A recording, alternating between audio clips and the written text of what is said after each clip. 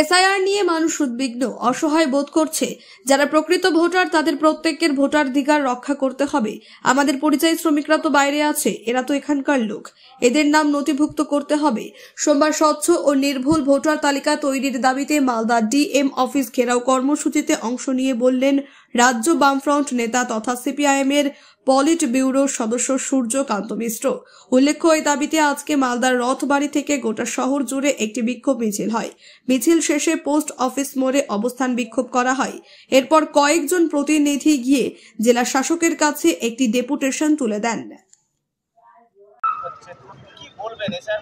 আমরা এই বিভ্রান্তি দূর করার পক্ষে ইতিবাচক হস্তক্ষেপ দরকার।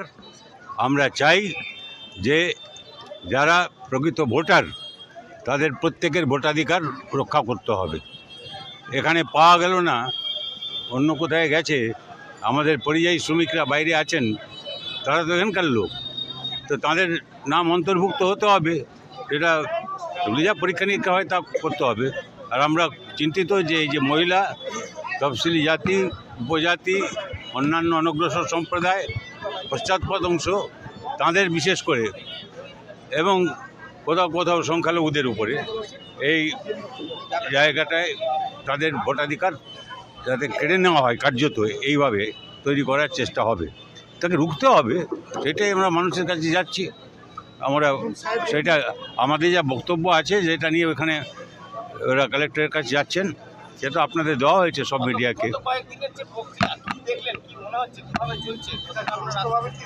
কিছু ভালো চলছে না, কিন্তু ভালো চলছে না বলে মাথায় হাত দিয়ে বসলে হবে না।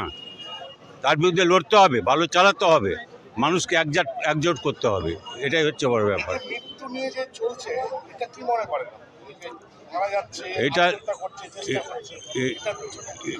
কি কারণ, কি সত্যি সত্যি তারা উদ্বিগ্ন, অসহায় বোধ করছেন, এবং সরকার যদি এইসবে মদত দেয় তাহলে কার কাছে আশ্রয় চাইবেন?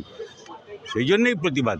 আর আমাদের যা বক্তব্য আমরা সবাইকে দিয়েছি, সব প্রেসকে দিয়েছি, আপনাদের কাছে নিশ্চয়ই আছে, বামপন্থীদের বক্তব্য যা আছে।